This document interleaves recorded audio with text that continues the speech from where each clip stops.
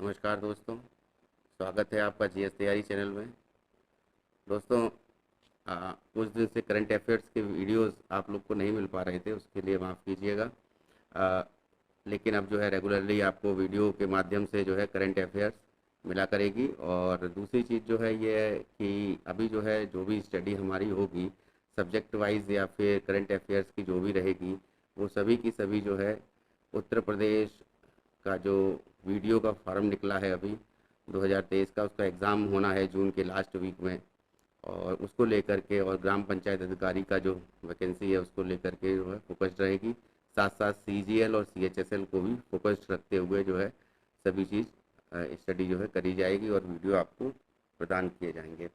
तो दोस्तों, स्टार्ट करते हैं आज के करंट अफेयर्स को। और जो भी वीडियो जो सब्जेक्ट होंगे, तो सब्जेक्ट रिलेटेड हम वन लाइनर और एमसीक्यू डिस्कस करेंगे, जिसके द्वारा जो है आपको उसका एक्सप्लेनेशन जब करेंगे तो वो चीज़ें जो है आपको समझ में भी आ जाएंगी।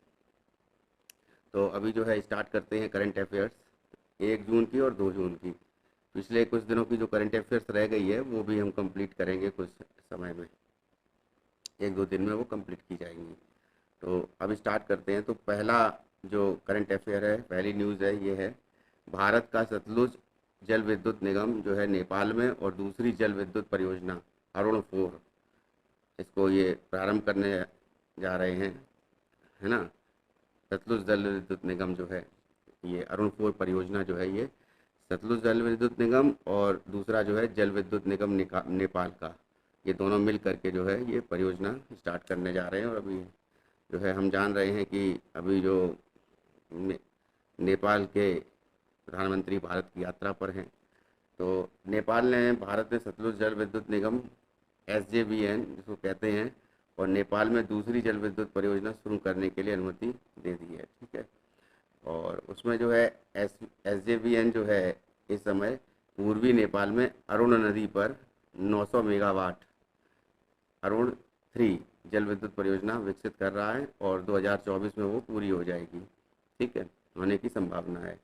तो इस समझौते पर पूर्वी नेपाल में 669 मेगावाट की लोअर अरुण जल विद्युत परियोजना विकसित करने के लिए भारत के सतलुज जल विद्युत निगम के साथ हस्ताक्षर होंगे, ठीक है।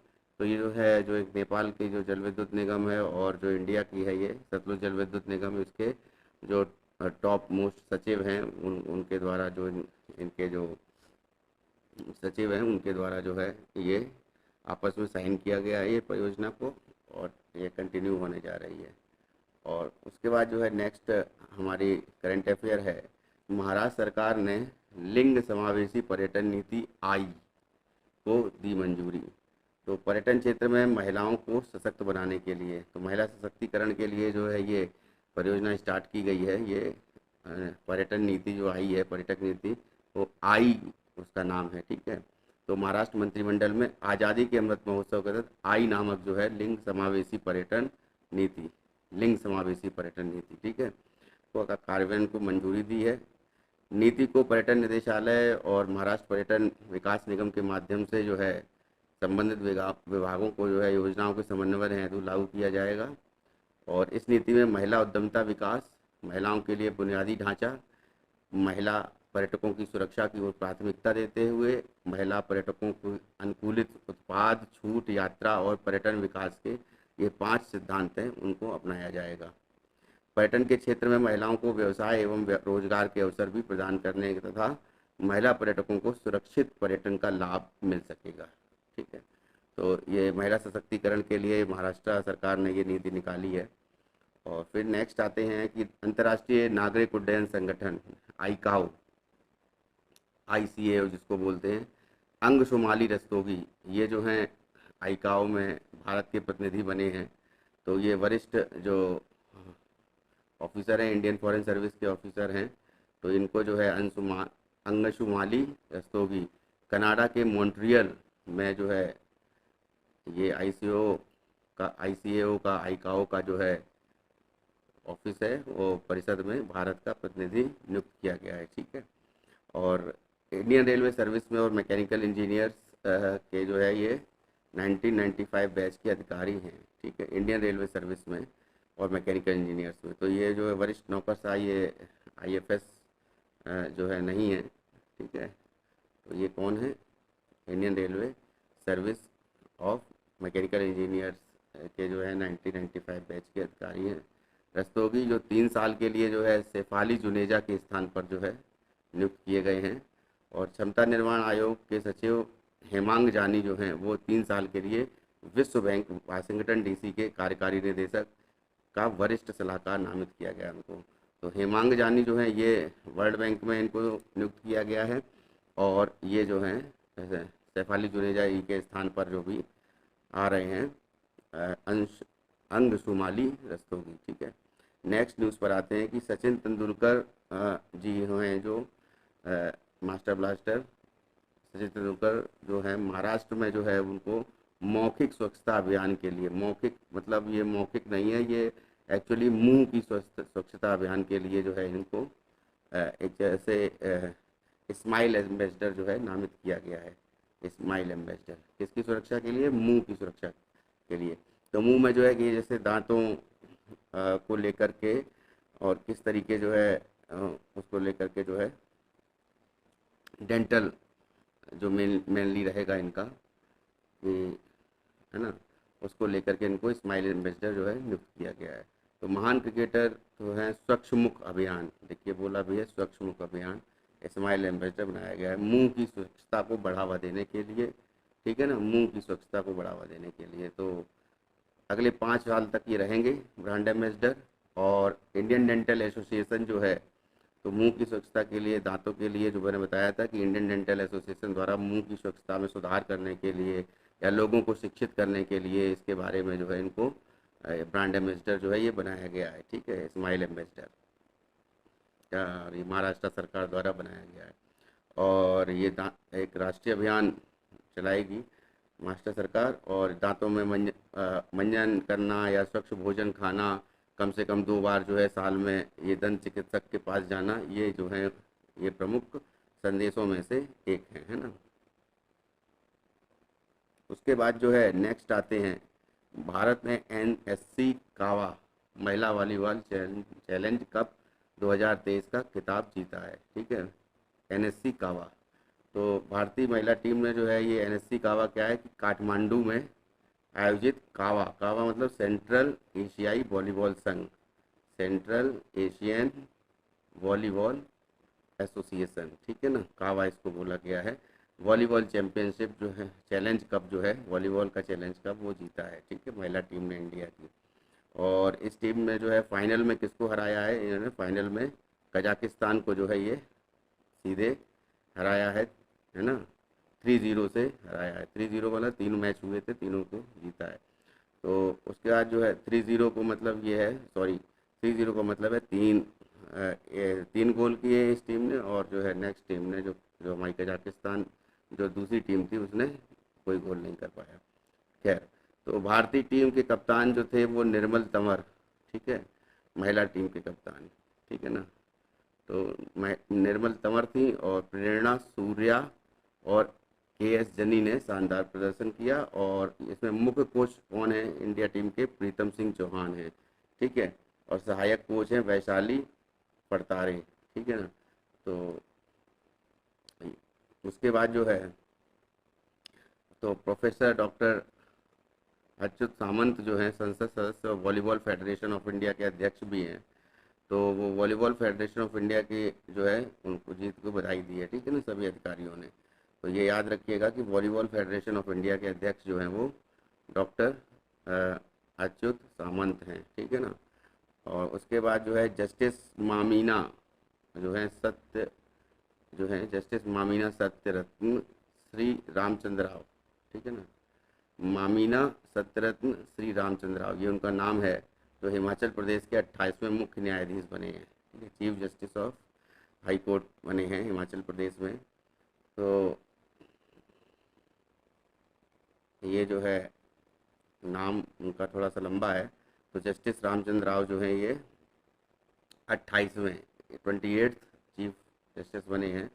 और इसमें जो राज्यपाल हैं शिव प्रताप शुक्ला जी, इन्होंने जो है इनको शपथ दिलाई। और कार्यक्रम में मुख्यमंत्री सुखविंदर सिंह सक्खू यहाँ के मुख्यमंत्री हैं हिमाचल प्रदेश के, तो वो भी उन्होंने भी यहाँ पर भाग लिया। ठीक है। और जस्टिस जो एम एस रामचंद्र राव हैं, ठीक है, उनका जन्म जो है 7 अगस्त 66 में 1966 में ये हैदराबाद में जो है हुआ था। और 1989 में भवंस न्यू साइंस कॉलेज उस्मानिया से गणित में बीएससी ऑनर्स किया था। उसके बाद यूनिवर्सिटी कॉलेज ऑफ लॉ से उन्होंने उस्मानिया यूनिवर्सिटी जो हैदराबाद की है, तो वहाँ से एलएलबी की पढ़ाई करी। ठीक है। अब आते हैं नेक्स्ट न्यूज़ पर कि अजय यादव जो हैं इन्होंने एसईसीआई के एमडी के रूप में कार्यभार ग्रहण किया। एसईसीआई क्या है? Solar energy corporation of India limited. ठीक है ना। तो एसईसीआई के ये एमडी बने हैं कौन? अजय यादव। तो है। और ये जो है एक तरह से रिन्यूएबल सोर्स ऑफ एनर्जी है, तो परियोजनाओं की नीलामी के लिए केंद्र सरकार ने इनको नोडल एजेंसी है ये एक तरह से। ठीक है। ऐसे एसईसीआई जो है ये नोडल एजेंसी है किसके लिए? कि जो भी परियोजनाएं होती हैं रिन्यूएबल रिसोर्सेज होते हैं उसके लिए जो ये नोडल एजेंसी है ये कंपनी। ठीक है। और ये कंपनी जो है इस समय जो है 2011 में जो है इसको मिनी रत्न श्रेणी 1 मिनी रत्न जो है घोषित किया गया था। केंद्रीय सार्वजनिक क्षेत्र उद्यम सीपीएसई है मतलब। ठीक है ना। Central commercial sector enterprises. ठीक है। जो भारत सरकार के नवीन और नवीकरणीय ऊर्जा मंत्रालय मतलब ये जो रिन्यूएबल सोर्स ऑफ एनर्जी के जो मंत्रालय ऊर्जा मंत्रालय है वो अक्षय ऊर्जा योजनाओं को परियोजनाओं के लिए प्राथमिक कार्यन्वयन एजेंसी के रूप में कार्य करता है। ठीक है। अब आते हैं नेक्स्ट न्यूज़ पर। तो नेक्स्ट न्यूज़ है कि भारतीय अर्थव्यवस्था जो है वो 2022-23 में जीडीपी जो है 6.1% की वृद्धि हुई है। तो भारत की अर्थव्यवस्था में 2022-23 में जीडीपी में 6.1% की वृद्धि। और जीडीपी मैंने आप लोग को बताया था कि अगर मान लीजिए इंडिया में एक देश के अंदर विदेशी कंपनी भी है, जैसे मान लीजिए सुजुकी है, और दूसरी कंपनी है मान लीजिए हीरो है ना, ऑटोमोबाइल कंपनी, और दोनों जो हैं ये जो है अपना रेवेन्यू जनरेट करती हैं, तो ये जो है कंट्रीब्यूट करती है दोनों ही इंडिया की जीडीपी के लिए एक तरह से। मतलब जिस क्षेत्र में है पूरा जो है क्षेत्रफल है इंडिया का एक तरह से, तो भारत में जो है अगर कोई विदेशी कंपनी और इंडिया कंपनी है और तो वो दोनों जीडीपी के लिए जो है उनका प्रोडक्शन जो है वो ग्रॉस डोमेस्टिक प्रोडक्ट जो है बोला जाएगा। ठीक है। और उसी तरह से अगर इंडिया की कंपनी है तो केवल इंडिया की कंपनी होगी तो ये ग्रॉस डोमेस्टिक प्रोडक्ट ना होकर के हो जाएगा ग्रॉस नेशनल प्रोडक्ट। ठीक है। तो जीएनपी हो जाएगा। ठीक है। तो डोमेस्टिक और नेशनल में यही फ़र्क है कि नेशनल में केवल नेशनल कंपनीज आएंगी, इंडिया या इंडिया के बाहर दोनों। ठीक है ना।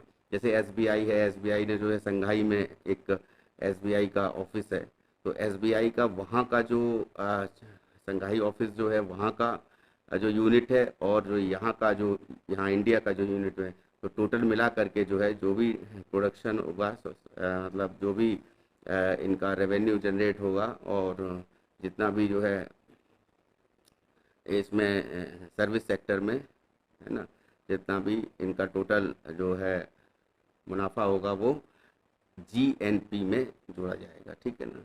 तो जीडीपी जीएनपी में ये फ़र्क होता है। तो जब हम लोग इकोनॉमिक्स पे आएंगे तो उसको देखेंगे। और ठीक है। तो 2022-23 के जनवरी से मार्च तिमाही में जो है ये 6.1% की जीडीपी वृद्धि दर महत्वपूर्ण वृद्धि का प्रदर्शन किया है। ठीक है। और अब जैसे कृषि है क्षेत्र है तो ये प्राइमरी सेक्टर होता है। विनिर्माण क्षेत्र जो है ये मैन्युफैक्चरिंग सेक्टर होता है, ये सेकेंडरी बोलते हैं। खनन जो है हमेशा ये प्राइमरी सेक्टर में आता है, खनन और मत्स्य। ठीक है। वानिकी ये तीनों जो हैं ये कृषि सेक्टर में ही आते हैं। और निर्माण क्षेत्रों में बेहतर प्रदर्शन से प्रेरित इस वृद्धि ने 7.2% की वार्षिक वृद्धि दर में योगदान दिया है। ठीक है ना। अलग अलग क्षेत्रों में जो है बताया है कि ये तीनों अगर मिला दिए जाएँ तो 7.2% की जीडीपी में इनको जो है ईयरली जीडीपी में इन्होंने इंक्रीज हुआ है इंडिया में। उसके बाद जो है नेक्स्ट है इसमें पॉइंट की मजबूत विकास के लिए अर्थव्यवस्था को जो है इस समय जो हमारी अर्थव्यवस्था है 3.3 ट्रिलियन डॉलर की है। ठीक है। तो उसके बाद जो है टोटल जो है प्रेरित किया है पहुंचने के लिए। और हमको $5 ट्रिलियन की इकोनॉमी बनना है, ठीक है। तो ये जो $5 ट्रिलियन की इकोनॉमी बनना है, ये 2024 तक पहले कहा गया था, तो अब इसको इंक्रीज करके हटा करके 2025 कर दिया गया है, ठीक है ना। तो ये जो है 5 ट्रिलियन इकोनॉमी हम जो है भारत के प्रधानमंत्री श्री नरेंद्र मोदी जी का जो है कि कहना था कि इंडिया को जो है 5 ट्रिलियन इकोनॉमी जो है डॉलर की इकोनॉमी जो है बनाया जाएगा, ठीक है। तो ये लक्ष्य है एक तरह से।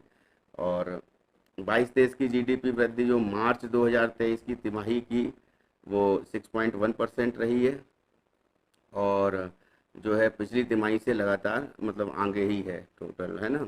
और अक्टूबर दिसंबर 2022 में और जुलाई से सितंबर में ये 4.5% रही थी, अक्टूबर से दिसंबर में, और जुलाई से सितंबर में 6.2% रही थी जीडीपी ग्रोथ, है। और उसके बाद जो है भारत में विश्व की सबसे बड़ी अनाज भंडारण योजना को मंजूरी मिली है। देखिए ये न्यूज़ जो है बहुत इम्पोर्टेंट न्यूज़ है।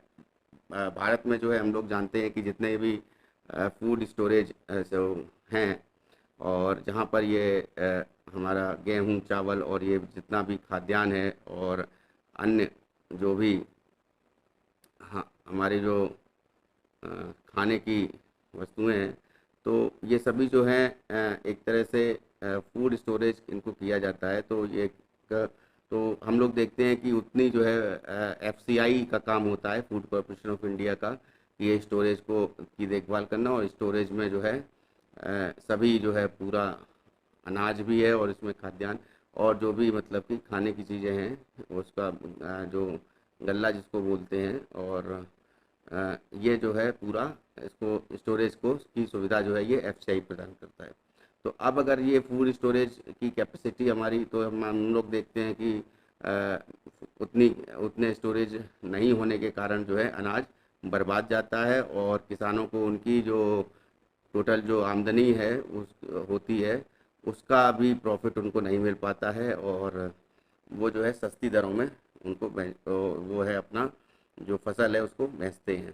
तो केंद्रीय मंत्रिमंडल ने ये जो है बुधवार को जो है ये सहकारी क्षेत्र में, एक तरह से सहकारिता क्षेत्र में आता है ये, तो दुनिया की सबसे बड़ी जो है ये अनाज भंडारण क्षमता बनाने के लिए 1 लाख करोड़ रुपए का कार्यक्रम मंजूरी प्रदान की है, ठीक है।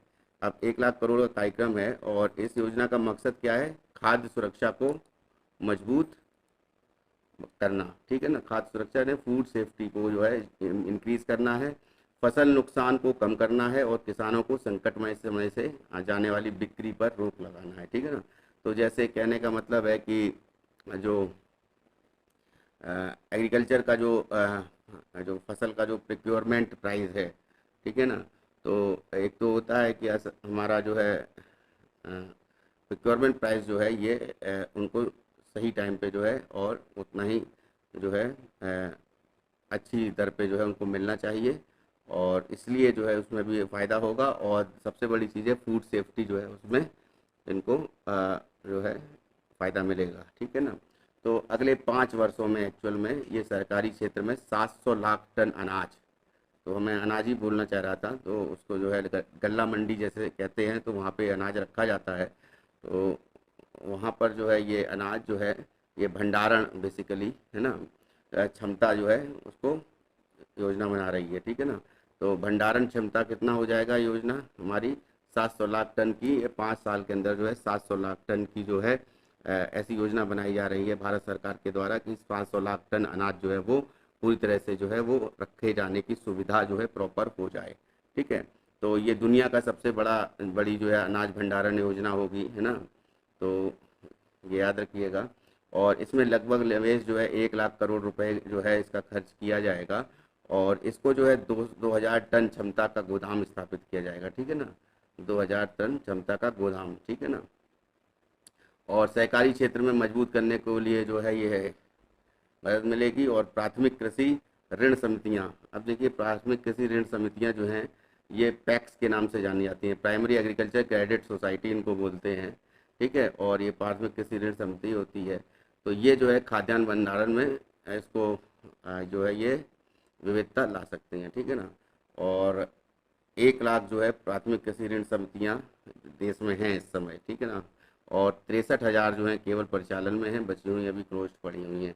तो देश का खाद्यान्न उत्पादन जो है 3100 लाख टन है, ठीक है ना। टोटल जो खाद्यान्न है वो 3100 लाख टन है, और उसका भंडारण जो है उसकी कुल क्षमता का केवल 47%। अब आप ये देखिए कि 47% ही हम अगर जो है स्टोरेज रख पाते हैं, और बची हुई जो फसल है या बचा हुआ जो हमारा ये अनाज है या खाद्यान्न है, वो जो है वो उसकी लॉस होता है एक तरह से। हम लोग न्यूज़ में भी देखते हैं कि वो जो है ये पड़ा हुआ जो है स्टेशनों में पड़ा रहता है, या और कहीं भी ये पड़ा रहता है, तो किसान को उसके दाम भी नहीं मिल पाते हैं, है ना।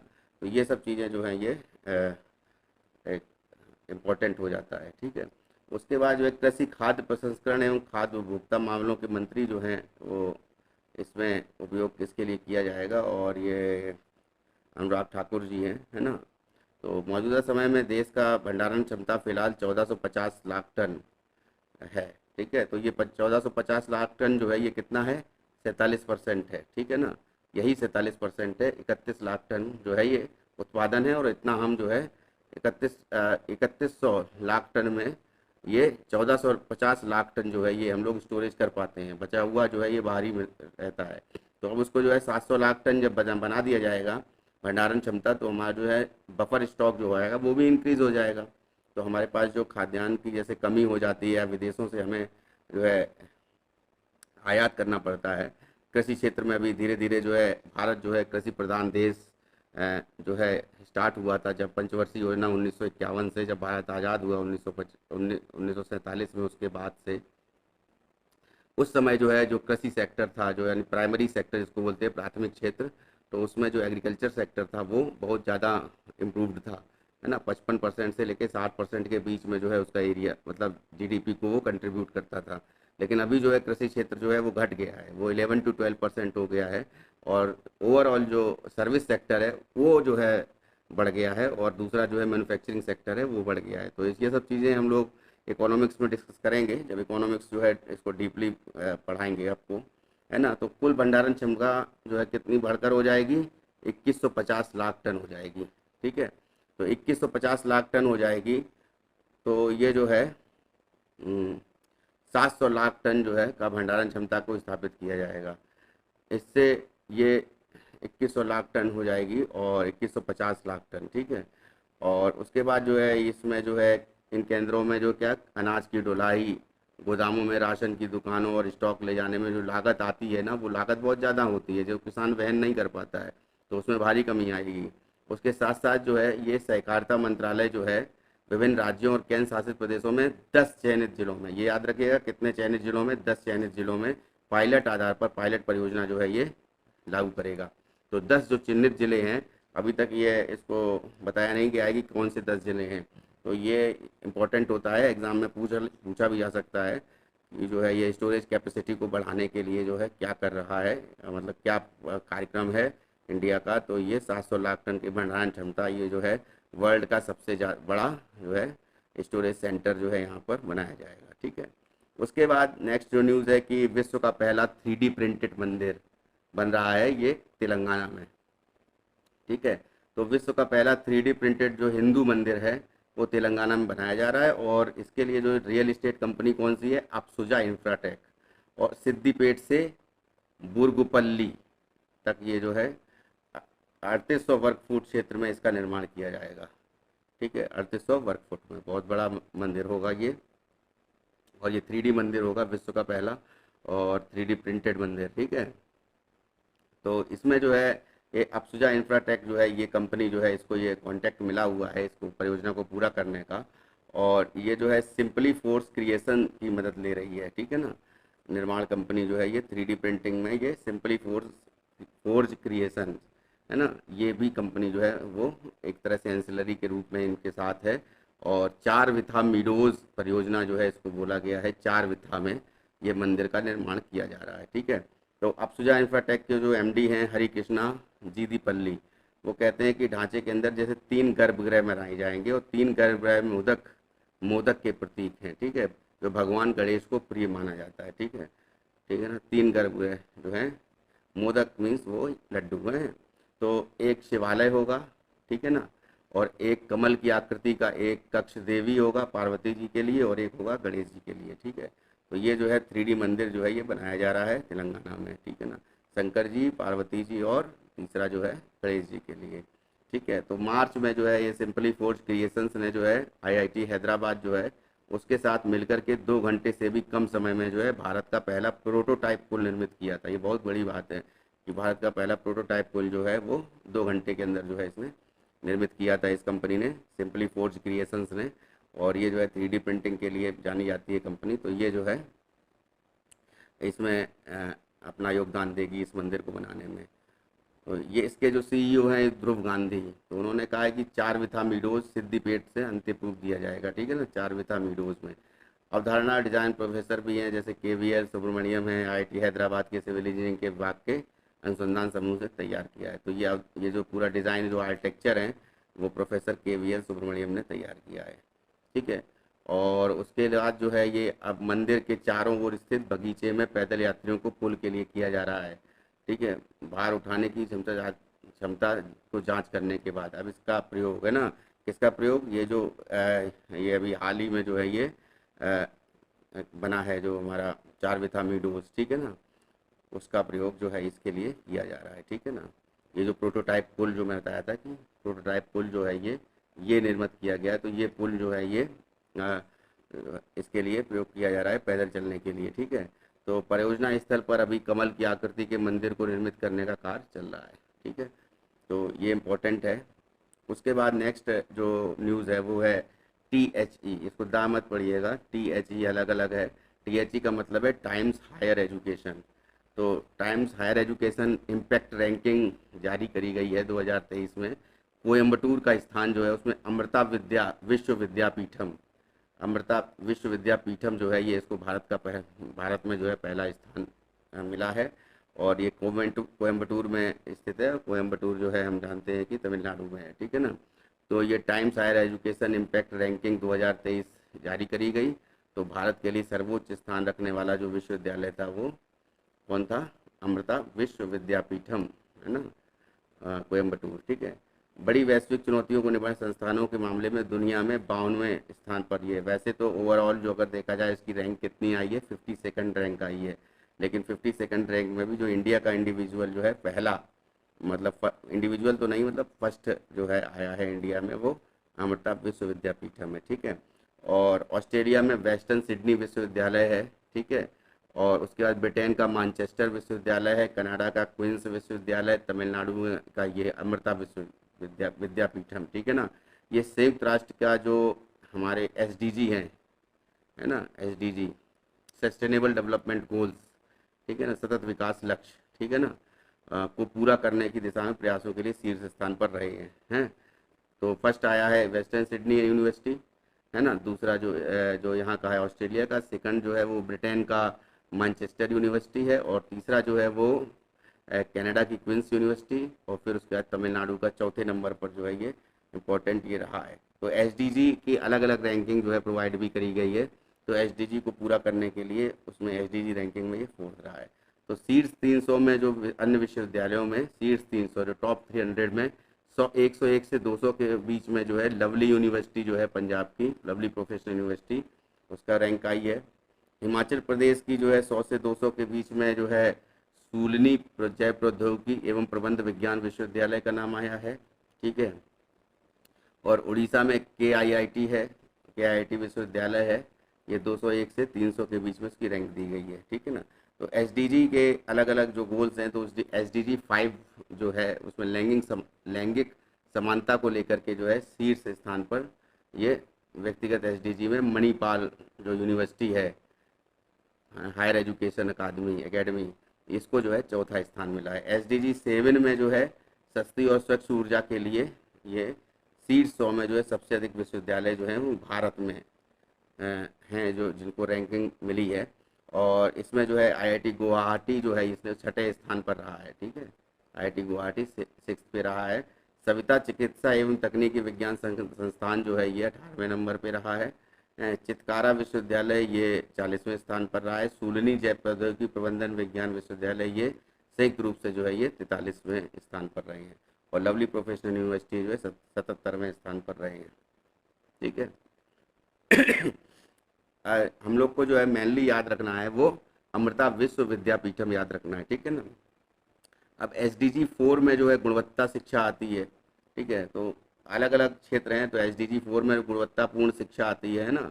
तो गुणवत्तापूर्ण शिक्षा में जो है ये अमृता विश्व विद्यापीठम जो है ये 9वें स्थान पर रहा है। उसके बाद मणिपाल यूनिवर्सिटी जो है जो शिक्षा अकादमी जो है ये 25वें स्थान पर रही है ना। और भारत के 3 विश्वविद्यालय हैं SDG 3, तो बेहतर स्वास्थ्य के लिए जो है शीर्ष 100 में शामिल किए गए हैं। ठीक है ना। तो अलग अलग यूनिवर्सिटीज़ हैं, अलग अलग रैंक आई हुई हैं, तो उसमें जो है ये हमको अमृता विश्व विद्यापीठम जो है इसको ज़्यादा याद रखना है। उसके बाद जो है SDG 3 जो बेहतर स्वास्थ्य के लिए, तो अलग अलग जो है SDG के टॉप जो हैं, टोटल जो है SDG जो हैं है ना, SDG के रैंकिंग है तो 1 2 3 करके, तो टोटल SDG जो हैं वो UNO के जो सस्टेनेबल डेवलपमेंट गोल्स हैं। ठीक है ना। तो उनको जो है शामिल किया गया है, वो अलग अलग जो गोल्स हैं, अलग अलग जो SDG हैं उसमें रैंकिंग आई है। और ये JSS उच्च शिक्षा एवं अनुसंधान अकादमी संयुक्त रूप से 16वें स्थान पर है। ठीक है ना। अमृता विश्व विद्यापीठम जो है ये 23वें स्थान पर है, और रामचंद्र उच्च शिक्षा अनुसंधान संस्थान ये संयुक्त रूप से 83वें स्थान पर है। ठीक है। तो न्यूज़ है, लेकिन जो है मेनली हमको अमृता विश्वपीठम जो है विश्व विद्यापीठम इसको याद रखना है। ठीक है। और ये कहाँ की है, ये कोयम्बटूर। ठीक है ना।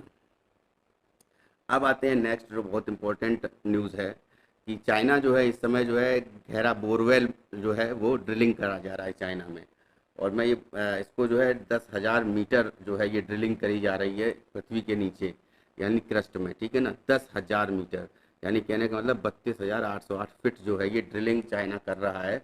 और ये जिन्हुआ जो वहाँ की न्यूज़ एजेंसी है उससे जानकारी दी है कि दुनिया की दूसरी सबसे बड़ी अर्थव्यवस्था जो है ग्रह की सतह के ऊपर जो है, हमारा पृथ्वी के ऊपर जो है नीचे नई सीमाओं की खोज कर रहा है। और 14.5 करोड़ साल पहले रॉक डेटिंग की सुविधा है, तो वो पूरा जो है जब ये टनल एक तरह से ये पूरा जो है क्रस्ट में जो है ड्रिलिंग चल रही है चाइना में, और उसके बाद जो है उसको देखना है कि उसमें कि अब तक के जो ये सबसे गहरे बोरवेल के लिए ड्रिलिंग का काम चाइना के ऑयल रिच क्षेत्र कहाँ पे चल रहा है, सिंजियांग में। कहाँ चल रहा है, सिंजियांग। तो अगर ये पूछ भी लिया जाता है कि चाइना के कहाँ पर, which is the place in the China, है ना, कि जहाँ पर ये ड्रिलिंग चल रही है 10,000 मीटर नीचे के लिए, तो वो जो है सिंजियांग में चल रही है। ठीक है ना। और चाइना ने अपना जो नागरिक अंतरिक्ष यात्री जो है एक गोबी मरुस्थल से जो है अंतरिक्ष में भेजा है। ठीक है। गोबी मरुस्थल जो है ये जो मंगोलिया है और चाइना है उनके बीच में बॉर्डर है, बॉर्डर वो है गोबी मरुस्थल बनाता है। ठीक है ना। तो गोबी मरुस्थल से जो है का एक पर्सन है, तो उसको जो है ये अंतरिक्ष यात्री जो है बन के वो पहला अंतरिक्ष यात्री गया भी है। तो ये जो है ऑपरेशन स्टार्ट किया था मंगलवार को सुबह 11:46 पर जो है ये स्टार्ट हुआ। और बोरहोल का निर्माण जो है चीन की गहरी पृथ्वी की खोज की। ठीक है ना। यह एक बड़ी उपलब्धि हो सकती है, और क्योंकि पृथ्वी के उन क्षेत्रों में स्टडी करने के लिए जो है अवसर प्रदान करेगा जो सतह के नीचे जो है काफ़ी गहरा है। ठीक है ना। 10,000 मीटर तक ने ड्रिलिंग कर रही आ रही है। और ये ड्रिलिंग जो है ये बारीक सॉफ्ट से की जा रही है, बहुत ही बारीक सॉफ्ट है उससे की जा रही है। ज़मीन में 10 से ज़्यादा महाद्वीप स्तर या चट्टान की परतों में प्रवेश करेगा, और पृथ्वी की परत में क्रिटेशियस सिस्टम तक पहुंचा जाएगा। क्रिटेशियस युग है एक तरह से, है ना। तो जो क्रिटेशियस युग है उस तक पहुंचा जाएगा, और उसके बाद जो क्रिटेशियस युग के समय में क्या क्या हुआ करता था वो सारा जो है 14.50 करोड़ साल पहले का रॉक डेटिंग की सुविधा जो है वो उपलब्ध है, तो उससे वो जाना जाएगा। तो चाइनीज़ एकेडमी ऑफ इंजीनियरिंग के एक वैज्ञानिक है सन जिनसियांग। ठीक है ना। तो वो बताते हैं जिन्हुआ को कि ड्रिलिंग प्रोजेक्ट का निर्माण काफ़ी कठिन है, और इसकी तुलना जो है 2 पतले स्टील के केबलों के चलने वाले बड़े ट्रक से की जा सकती है। ठीक है ना। 2 पतले स्टील के केबलों पर चलने वाले बड़े ट्रक से की जा सकती है इसकी तुलना। तो पृथ्वी का सबसे गहरा अभी जो ये जो है चाइना कर रहा है, लेकिन इसके बाद में भी जो एक मेन जो सूचना है जो आपको देनी है वो ये है कि रशिया इससे पहले ही कर चुका है। रसिया की ड्रिलिंग जो है ये बोरहोल का जो कोला सुपर डीप बोरहोल है, बोरहोल कोला सुपर डीप है ना। और ये मैनमेड बोरहोल जो है रूस के नाम दर्ज है अभी भी, कि रशिया ने इससे पहले ये जो कोला सुपर डीप बोरहोल जो है वो वहाँ पर जो है ड्रिलिंग किया था 20 साल पहले, यानी कि 1989 में। और ये ड्रिलिंग जो थी ये 12,262 मीटर की ड्रिलिंग थी, यानी 40,230 फीट तक की गई थी, ठीक है। तो उसके बाद जो है इतने सालों बाद जो है ये चाइना जो है अभी 10,000 मीटर की ड्रिलिंग कर रहा है, ठीक है ना। और क्रस्ट, हम जानते हैं क्रस्ट जो है सबसे ऊपर की लेयर बोली जाती है पृथ्वी की। उसके बाद क्रस्ट के बाद क्या आता है, मेंटल आता है, फिर कोर आता है, ठीक है ना। तो जो क्रस्ट, मेंटल, कोर, ये पृथ्वी की सतह होती हैं अलग अलग। तो जितना भी जो हम जानते हैं कि जितना भी जो खनिज होता है वो हमारा ऊपर ही जो है क्रस्ट में पाया जाता है। तो अब 10,000 मीटर नीचे की ड्रिलिंग है, तो हम जानते हैं कि 6300 किलोमीटर जो टोटल जो है 6300 किलोमीटर की जो पृथ्वी है उसका सेंटर जो है 6300 किलोमीटर जो है नीचे तक है, ठीक है ना। और 6300 किलोमीटर नीचे तक है तो उसमें जो है 10,000 जो है ये क्रस्ट में ही हो जाएगा। और उसके बाद जो है क्रस्ट के बाद मेंटल आता है, और मेंटल के बाद फिर कोर आता है ना। तो 2300 से स्टार्ट हो जाता है ना, ये मेंटल, ठीक है, 2300 किलोमीटर से। और उसके बाद जो है शुरुआत के जो होते हैं वो क्रस्ट होता है, ठीक है, फिर मेंटल, फिर कोर, है ना। तो इसकी अलग अलग परतें भी होती हैं, ठीक है ना। तो वो परतें जो हैं डिसकंटिन्यूटी के नाम से जानी जाती है ना। तो वो हम जो है बाद में भूगोल में जो है प्राकृतिक भूगोल में उसको डिस्कस करेंगे। तो इसमें हम लोग जानते हैं सियाल, सीमा, रीफे, ये जो होता है कि सबसे ऊपरी भी जो परत है वो सियाल बोली जाती है, क्रस्ट में सियाल पाया जाता है, फिर सीमा, फिर नीफे, ठीक है ना। तो ये क्या होता है, ये कोर में नीफे है, निकेल और आयरन और सिलिकॉन और मैग्नीशियम, ये जो है अ, ये ये जो है मेंटल में है। और सियाल का मतलब सिलिकॉन और एल्युमिनियम जो है ये क्रस्ट पर पाया जाता है, ठीक है। तो इस तरीके से सियाल, सीमा, नीफे बनाया गया है, ठीक है। तो इसको लेकर के भी भूकंप जो है उसको पर भी जो है ज्वालामुखी पर, इन सभी चीज़ों पर चर्चा करेंगे भूगोल की क्लास में, ठीक है। फिलहाल आगे बढ़ते हैं। नेपाल में जो है फुकोट करनाली जल विद्युत परियोजना। देखिए फुकोट करनाली जल विद्युत परियोजना जो है ये 480 मेगावाट के विकास के लिए एनएचपीसी, है ना, और वीयूसीएल नेपाल ने समझौता ज्ञापन पर हस्ताक्षर किया है, ठीक है ना। एनएचपीसी ने, और मैं शायद ये कोट करनाली जल विद्युत परियोजना इसको जो है ये एमओयू पर ये हस्ताक्षर किया है। और ये परियोजना जो है 480 मेगावाट की है, ठीक है। हम लगता है ये पहले से हम लोग डिस्कस कर चुके हैं। और ये मोदी जी जो थे और भारत के प्रधानमंत्री जी और नेपाल के जो प्रधानमंत्री इस समय यात्रा पर हैं, तो पुष्प कमल दहल प्रचंड, है ना। तो उनके बीच में समझौता हुआ, एमओयू हुआ। और इसके जो ये जो एनएचपीसी लिमिटेड के जो भारत का सबसे बड़ा जल विद्युत विकास संगठन है, ठीक है ना, मिनी रत्न का दर्जा इसको प्राप्त है। तो ये हमें लगता है हम लोग इसको जो है कवर कर चुके हैं इस न्यूज़ को। वीयूसीएल नेपाल ने सार्वजनिक निजी भागीदारी मतलब पीपीपी, है ना। पीपीपी बेसिकली मॉडल क्या होता है, पीपीपी मॉडल का मतलब है पब्लिक प्राइवेट पार्टनरशिप। तो पब्लिक प्राइवेट पार्टनरशिप का मतलब ये है कि भारत की जो भी यूनिट है, जैसे मान लीजिए सार्वजनिक यूनिट है, उस सार्वजनिक यूनिट के पास इतनी संपत्ति या फिर इतना ज़्यादा रिसोर्सेज नहीं है जिसके द्वारा जो है वो एक्सपेरिमेंटल पॉइंट ऑफ व्यू से या फिर इतनी जल्दी जो है कोई भी काम जो है वो कर सके। तो उसके लिए क्या होता है कि पब्लिक कंपनी और एक प्राइवेट कंपनी मिल करके जो है ये किसी परियोजना को जो है क्रियान्वित करते हैं, ठीक है ना। तो उसको जो है कहा जाता है कि पब्लिक प्राइवेट पार्टनरशिप, ठीक है। तो ये जल विद्युत परियोजना का है, इसका विकास, निर्माण और स्वामित्व जो संचालन के लिए जिम्मेदार है कौन, वीयूसीएल नेपाल की है, विद्युत उत्पादन कंपनी लिमिटेड। और यहाँ पर जो है ये प्राइवेट है, ठीक है। और ये एनएचपीसी जो है ये लिमिटेड भारत का सबसे बड़ा जल विद्युत विकास संगठन है, ठीक है। और इस परियोजना की स्थापित क्षमता कितनी है, 480 मेगावाट, ठीक है। तो ये बिजली उत्पादन के लिए कर्नाली नदी को आप याद रखिएगा, कर्नाली नदी की धारा का इस्तेमाल कर रहे हैं, ठीक है। तो कर्नाली नदी पर जो है ये डेवलपमेंट होगा ये। और बिजली नेपाल की एकीकृत बिजली प्रणाली में भेजी जाएगी, ठीक है। और इसको लेकर के एक चीज़ और है कि अभी रिसेंटली एक न्यूज़ आई है कि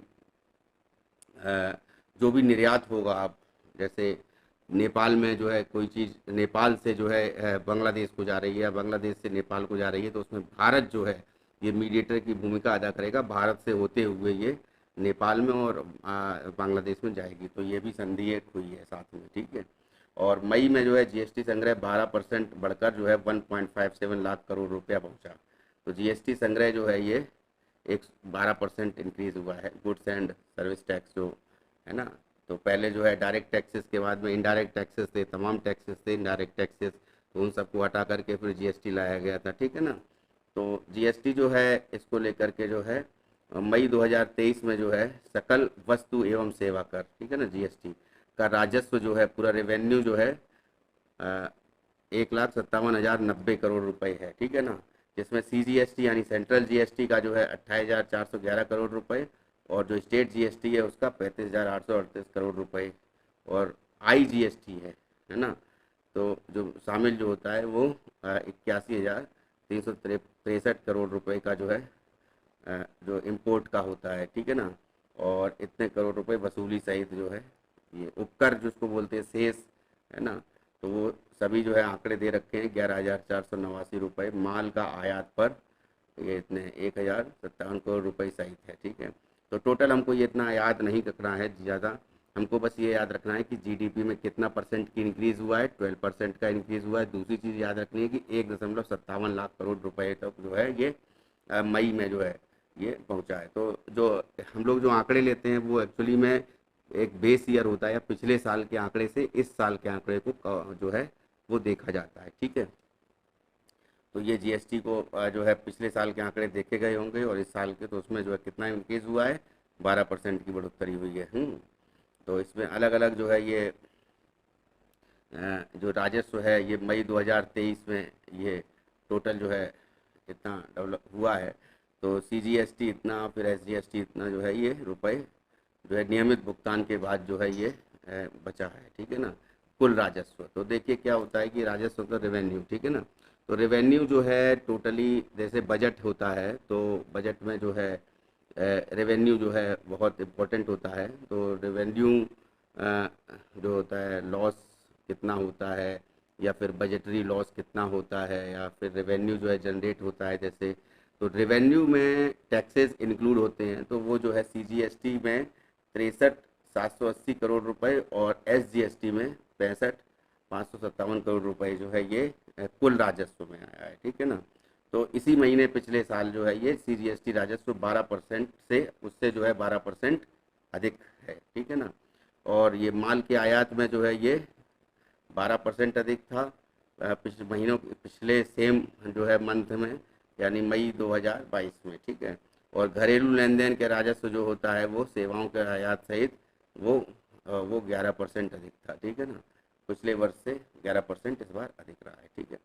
खैर, तो अब ये नेक्स्ट न्यूज़ पर आते हैं। वो इम्पोर्टेंट न्यूज़ है कि अब संघाई सहयोग संगठन की जो बैठक है, तो है ना, संघाई कोऑपरेशन ऑर्गेनाइजेशन की है ना, तो ये जो है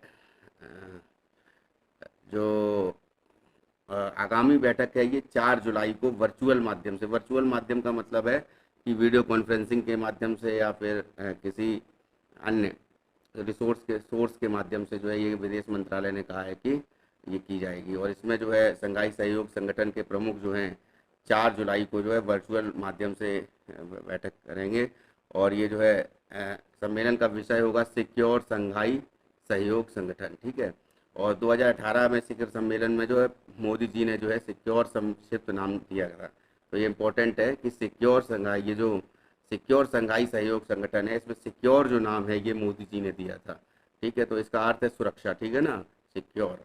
तो सुरक्षा, अर्थव्यवस्था और व्यापार, कनेक्टिविटी, एकता, संप्रभुता और क्षेत्रीय अखंडता का सम्मान और पर्यावरण है इसका जो टोटल जो इसकी मोटो है, या फिर इसका जो कंप्लीट जो ऑब्जेक्टिव है वो क्या है कि सुरक्षा, अर्थव्यवस्था, व्यापार, कनेक्टिविटी, एकता, संप्रभुता और क्षेत्रीय अखंडता, ठीक है ना, का सम्मान और साथ में पर्यावरण।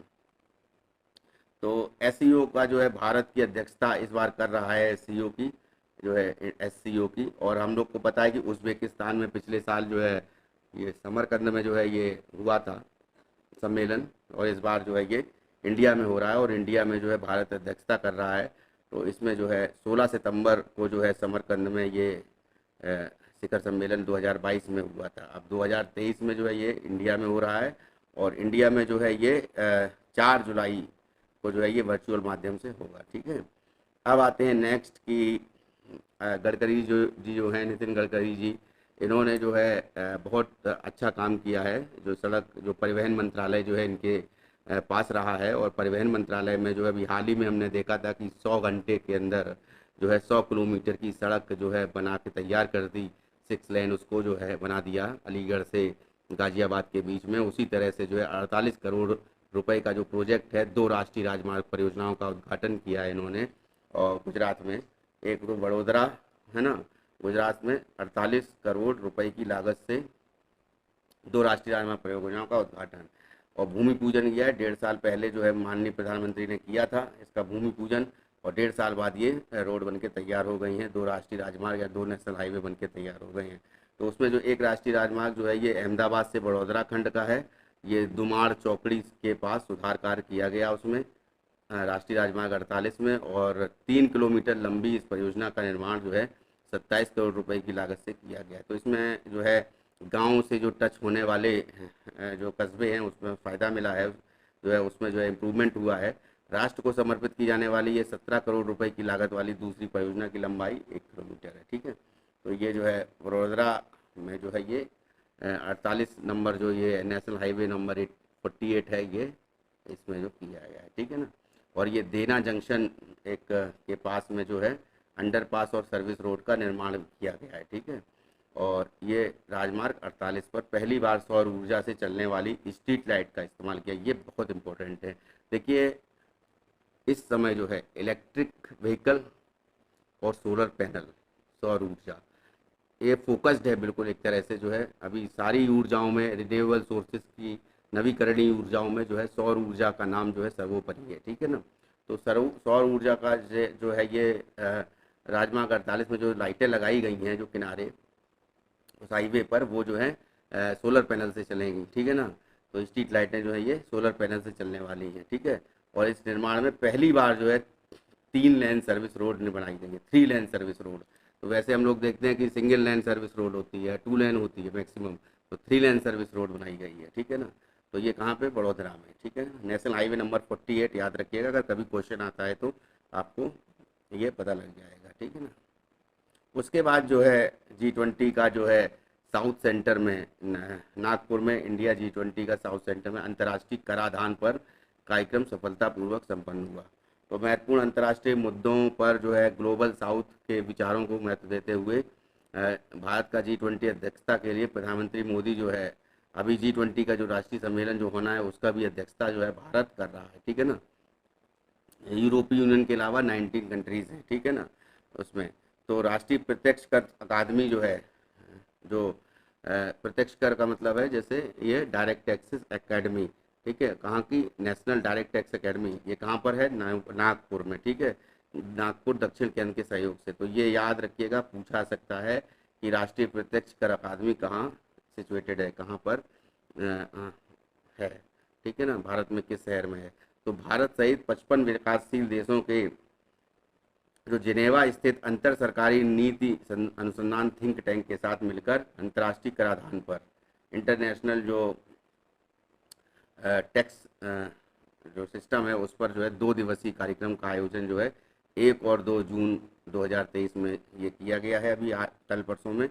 और ये आधार क्षरण और लाभ हस्तांतरण IF, ठीक है ना, पर जो है OCD G20 समावेशी ढांचा अर्थव्यवस्था के डिजिटलीकरण से उत्पन्न होने वाली कर चुनौतियों को समाधान करने के लिए ऐतिहासिक 2 दिवसीय समाधान पर सहमत हो गया है। ठीक है, तो ये जो है क्या था, डिजिटलाइजेशन है। बेसिकली क्या है कि जो हमारी समावेशी ढांचा है, अर्थव्यवस्था जो है, उसमें डिजिटलाइजेशन को कैसे इम्प्रूव किया जाए उस पर ये जो ये बैठक हुई है ना। और आधार क्षरण और लाभ हस्तांतरण की घटना से संबंधित भी करता है। कंपनियां अपने लाभ के अन्य कर न्यायालयों में स्थानांतरित करती हैं, जिसमें आमतौर पर दरें कम होती हैं, जिससे भारत में कर आधार का क्षरण होता है, ठीक है ना। तो ये जो है आधार क्षरण का मतलब क्या होता है, वो एक चीज़ है कि आधार क्षरण और लाभ हस्तांतरण जो है किसे कहते हैं। तो वो जो है ये जहाँ पर जो कंपनियां हैं अपने लाभ को अन्य कर न्यायालयों में स्थानांतरित करती हैं, जिसमें आमतौर पर दरें कम होती हैं, ठीक है ना। और जिससे भारत में कर आधार का क्षरण होता है। क्षरण मतलब जो है उसका कमी होती है, ठीक है ना। और भारतीय कर प्रशासकों और नीति निर्माताओं के डिजिटल अर्थव्यवस्था के कराधान और वैश्विक न्यूनतम कर आईएफ के दो स्तंभ समाधान पर विचार विमर्श किया है, ठीक है ना। उसके बाद और भी जो है जो टैक्सेस को लेकर के बात हुई है, ठीक है। तो इसका जो कार्यक्रम का शीर्षक क्या था ये देख लेते हैं। Two pillar solution understanding the implications of the global south, ठीक है ना। Two pillar solution understanding the implementation for the global south, ये इसका जो है शीर्षक रहा, ठीक है ना।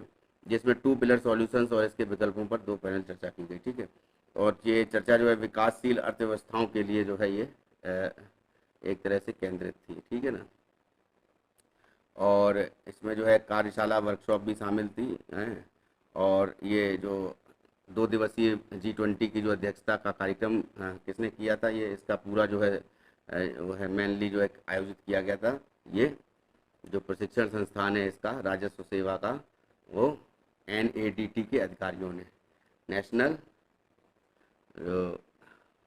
एकेडमी ऑफ डायरेक्ट टैक्सेस, ठीक है ना। तो ये जो है प्रत्यक्ष कर अकादमी, राष्ट्रीय प्रत्यक्ष कर अकादमी, ठीक है। तो इसने जो है ये आयोजन करवाया था, ठीक है, G20 देशों का, ठीक है। अब आते हैं नेक्स्ट पर कि अमेरिका कांग्रेस ने डिफाल्टर होने से बचने के लिए देश की कर्ज लेने की सीमा को बढ़ाने से समझौता मंजूरी दी है, ठीक है। तो ये अमेरिका कांग्रेस जो है ये अभी रिसेंटली जो है अमेरिका में जो है क्राइसिस चल रहा है, वो हो गया है कि दुनिया की सबसे बड़ी जो अर्थव्यवस्था है अमेरिका, उसको जो है अमेरिका कांग्रेस से जो है एक तरह से कर्ज लेना पड़ रहा है। तो ऋण के मामले में डिफाल्टर होने से बचाने के लिए अमेरिकी कांग्रेस ने जो है जो संसद है उसने देश के उधार लेने की सीमा को बढ़ाने वाले समझौतों को मंजूरी दी है, ठीक है। तो विधेयक के प्रतिनिधि जो सभा है मंजूरी मिलने के बाद एक दिन बाद सीनेट में रखा जा गया है और विधेयक के पक्ष में जो है 63 वोट पड़े हैं। तो ये जो है जो इसको जो है बचाने के लिए ये, और 36 वोट जो है ये विरोध में पड़े, तो बचाने के लिए जो है ये डिफाल्टर ना हो इसके लिए जो है कर्ज लेने की सीमा जो है ये बढ़ा दी गई है, ठीक है ना। उसके लिए लोन जो है ये पास किया जा रहा है अमेरिका कांग्रेस के द्वारा। तो इस विधेयक को जो है कानून के रूप में देखा जाएगा जो बाइडन ने कहा है, ठीक है। और बिल पर हस्ताक्षर अमेरिका अपने 31.4 ट्रिलियन डॉलर के कर्ज पर विनाशकारी तबाही से बच जाएगा, ठीक है ना। तो 31.4 ट्रिलियन डॉलर का कर्ज है जो अमेरिका पर, उससे वो बच जाएगा।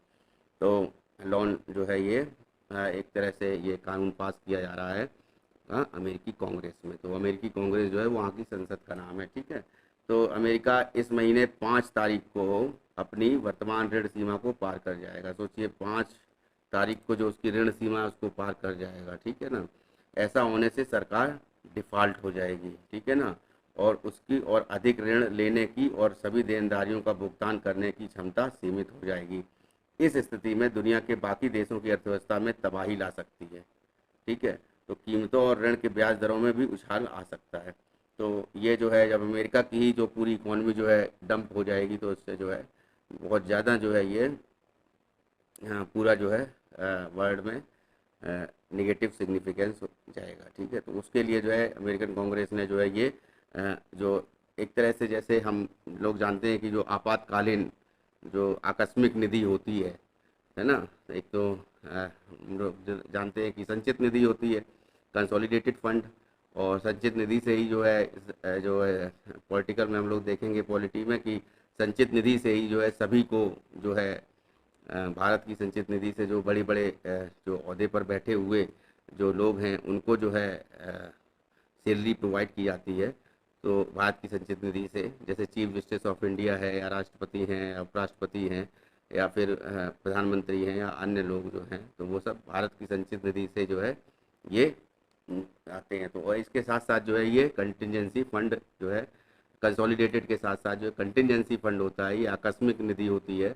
जब कभी भी भारत में जब कभी भी किसी जो है प्राकृतिक आपदा जो होती है उसका जो है नेचुरल डिजास्टर कोई होता है या कुछ भी ऐसा होता है कि जिससे जो है इंडिया में मान लीजिए इमरजेंसी लगना या कुछ भी होता है, तो उस केस में जो है ये आकस्मिक निधि के जो है ये राष्ट्रपति के अधीन आती है। तो उसको जो है वो उसको ओपन किया जाता है, ठीक है ना। तो उसी तरह से जो है ये अमेरिका में भी जो है कांग्रेस, अमेरिकन कांग्रेस जो है ये संसद है वहाँ की, वो इस जो डिफाल्टर से बचाने के लिए, एक तरह से डिफाल्टर का मतलब है कि ऋण की ब्याज तक ना आप चुका पाएँ, माफ़ कीजिएगा, है ना। तो 31.4 ट्रिलियन डॉलर का ऋण है इस पर, अमेरिका पर। और अगर ये मतलब जो है विद इन, अभी बताया गया है कि 5 तारीख को जो है अपनी जो ऋण सीमा को पार कर जाएगा, है ना। तो उसका जो बैलेंस है जो वो एक तरह से, जैसे ऋण को आप नहीं चुकाते हैं तो उसका ब्याज जो होता है, तो उसके साथ साथ जो है ब्याज के साथ साथ जो है वो एक पेनल्टी लगती है, तो वो पेनल्टी को भी वो क्रॉस कर जाएगा, ठीक है। तो इसलिए इसको बचाने के लिए जो अमेरिकी संसद जो है उसने ये ऋण देने के लिए कहा है ना। तो ये अनुमान जो है, मैं इसको जो है ये कब हो चुका है ना, ऋण सीमा को पार कर जाएगा, ऐसा होने पर सरकार डिफ़ॉल्ट हो जाएगी, ठीक है। और वैसे भी चुनाव जो है नज़दीक हैं 2024 में, तो अमेरिका में 4 साल का, हर 4 साल बाद जो है चुनाव होते हैं वहाँ पर। तो सरकार जो है डिफ़ॉल्ट कर जाएगी और उसकी अधिक ऋण लेने की और भी देनदारियों का भुगतान करने की क्षमता सीमित हो जाएगी। और दुनिया की बाकी देशों की अर्थव्यवस्था, अब मान लीजिए इतनी बड़ी अर्थव्यवस्था है, वर्ल्ड्स लार्जेस्ट इकोनॉमी है अमेरिका, और अगर अमेरिका की अर्थव्यवस्था में अगर तबाही हो गई तो निश्चित, अगर कुछ दिक्कत हो गई तो निश्चित बात है कि ये पूरे देश, पूरे विश्व की अर्थव्यवस्था जो है वो चरमरा जाएगी। तो उसको लेकर के जो है ये कीमतों और ऋणों की ब्याज दरों में भी उछाल आ सकता है। तो वो जो ब्याज दर है, जैसे मान लीजिए, ठीक है, आप जो है जितना ऋण है तो उसका केवल ब्याज ही मतलब जो है वो दिया जाए। तो उसको जो, वो जो कंटिजेंसी फंड जो मैं बता रहा था, जैसे इंडिया में है इसी तरीके से अमेरिका में भी होगा, तो जिसमें इसको संसद ने कानून को पास कर दिया है, ठीक है ना। इसके लिए अमेरिकन कांग्रेस ने जो है ये कर्ज देने से स्टार्ट कर दिया है, ठीक है ना। तो वही है कि प्रतिनिधि सभा को मंजूरी मिलने के बाद सीनेट में रखा गया है, ठीक है ना। तो दो सभाएं हैं, जैसे लोकसभा राज्यसभा है उसी तरह वहाँ पर भी एक प्रतिनिधि सभा है और दूसरी सीनेट है। तो उसमें ये जो विधेयक रखा गया और 63 जो है उसके पक्ष में वोट पड़ गए, और उस हिसाब से जो है अमेरिकी कांग्रेस ने देश के उधार लेने की सीमा को बढ़ाने वाले समझौते को मंजूरी दे दी है, ठीक है ना। तो ये इंपॉर्टेंट न्यूज़ इस पर थी, ठीक है। अब आते हैं नेक्स्ट न्यूज़ पर, और नेक्स्ट न्यूज़ जो है वो सेलेस्ते साउलो, सेलेस्ते साउलो जो है ये विश्व मौसम विज्ञान संगठन की पहली महिला महासचिव बनी है। तो ये अर्जेंटीना की हैं, अर्जेंटीना की सेलेस्ते साउलो विश्व मौसम विज्ञान संगठन की पहली महिला महासचिव नियुक्त किया गया है। हमें सिर्फ इतना ही जानना है, ठीक है ना। तो इसमें जो है साउलो जो है, इससे पहले जो जेनेवा है ना, जेनेवा कहाँ है, स्विट्जरलैंड में, ठीक है ना। और WHO का मुख्यालय, WMO का मुख्यालय, जितने भी डब्ल्यू बनते हैं, डब्ल्यू से जो भी स्टार्ट होने वाले, की एक ट्रिक है ये, मैं आप लोग को बता दूं, डब्ल्यू से स्टार्ट होने वाले ज़्यादातर संगठन का मुख्यालय जेनेवा स्विट्जरलैंड ही है। इसको जब आप स्टडी करेंगे तो ये पाएंगे, ठीक है ना। और जेनेवा जो है स्विट्जरलैंड में, तो संयुक्त राष्ट्र पर्यावरण एवं मौसम एजेंसी की कांग्रेस की में से में भारी बहुमत से जीत मिली है, ठीक है ना। तो उसमें जो है अर्जेंटीना की राष्ट्रीय मौसम विज्ञान सेवा की जो है 2014 में निदेशक रही थी ये, और ये अर्जेंटीना की महिला हैं सेलेस्ते साउलो। तो सेलेस्ते साउलो जो है ये अभी तक जो है मौसम विज्ञान, WMO जो है विश्व मौसम विज्ञान संगठन जो है उसकी जो है अभी तक कोई महिला जो है वो महासचिव नहीं थी। तो ये पहली महिला महासचिव बनी है, किस संगठन की, WMO की, ठीक है ना। क्या नाम है, सेलेस्ते साउलो, और कंट्री है अर्जेंटीना की है, ठीक है ना। और अर्जेंटीना की राजधानी ब्रूनस आयर्स, और अर्जेंटीना पड़ता है आपका दक्षिण अमेरिका में, ब्राज़ील के नीचे वाला जो एरिया है वो अर्जेंटीना का है। अर्जेंटीना की बाउंड्री जो है वो चिले से भी लगती है, उधर ब्राज़ील से भी लगती है, ठीक है। तो नेक्स्ट है, तो आते हैं, तो इसका उनका चुनाव जो है ये 4 साल के लिए ही है, ठीक है ना, 4 साल के लिए वो रहेंगी। और ये एजेंसी जो अंतर्राष्ट्रीय मौसम विज्ञान से संबंधित कार्यों के समन्वय के लिए महत्वपूर्ण भूमिका निभाती है, ठीक है ना। तो ये इंपॉर्टेंट न्यूज़ थी, ठीक है। तो अब जो है तो है कि नेक्स्ट न्यूज़ स्टार्ट करते हैं, ठीक है। उसके एक मिनट रुकिएगा।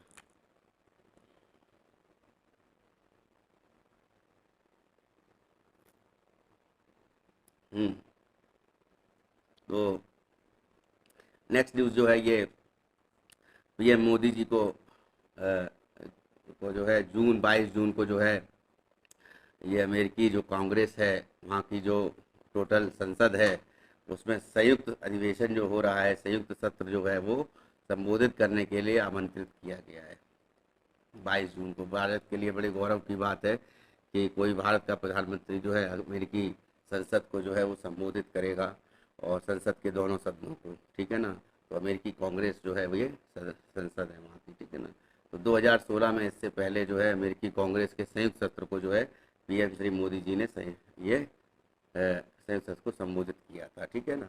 तो 22 जून अभी रिसेंटली जो है 22 जून को ये संबोधित करेंगे अमेरिकी कांग्रेस को, और इससे अमेरिका और इंडिया के जो संबंध हैं वो और भी प्रगाढ़ होंगे और भी मजबूत होंगे। और जो बायलेटरल इशूज़ है, बायलेटरल जो इम्पोर्टेंट हमारे जो रिश्ते हैं वो भी अच्छे होंगे, ठीक है। अमेरिका की राजकीय यात्रा के दौरान दोनों दलों की अमेरिकी प्रतिनिधि सभा, एक होती है प्रतिनिधि सभा और दूसरी होती है अमेरिकी सीनेट के नेताओं ने मोदी जी को दृष्टि साझा करने के लिए आमंत्रित किया है। तो श्री मोदी जी पहली बार जो है जून 2016 में इन्होंने वाशिंगटन में जो है इन्होंने ऐसा किया था। तो अभी जो है फिर वाशिंगटन में ये जो है मोदी जी जो है निमंत्रण पर house speaker Republican Kevin McCarthy, senate जो है वो मेजॉरिटी डेमोक्रेटिक नेता चक सुमर हैं, और सीनेट रिपब्लिकन लीडर मिच मैकनोलिन, और हाउस डेमोक्रेटिक लीडर हकीम जेफरिस, ये सभी इन्होंने जो है ये हस्ताक्षर करके जो है एक लेटर जो है ये निमंत्रण के लिए मोदी जी को भेजा है।